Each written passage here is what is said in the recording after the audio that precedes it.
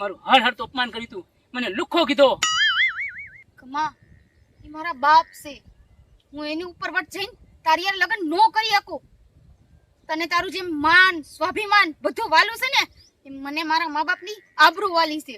કાંઈ જ વાંધો નહીં, હું વિચારીશ. કમા વિચારીશ એટલે હું તારી હાટુથી 2 વર્ષ થા નથી મેં લગન કર્યા.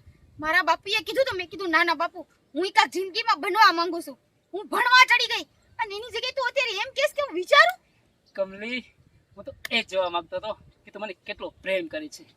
બસ હું તારું પારખું લેતો હતો કે મારી કમલી 2 વર્ષની અંદર બદલાઈ તો નથી ગઈ ને. માણસના કપડાં બદલાઈ જાય પણ જે એ જીવતા હોય અને એના જે સંસ્કાર હોય ને એ ક્યારેય ન ભૂલાય.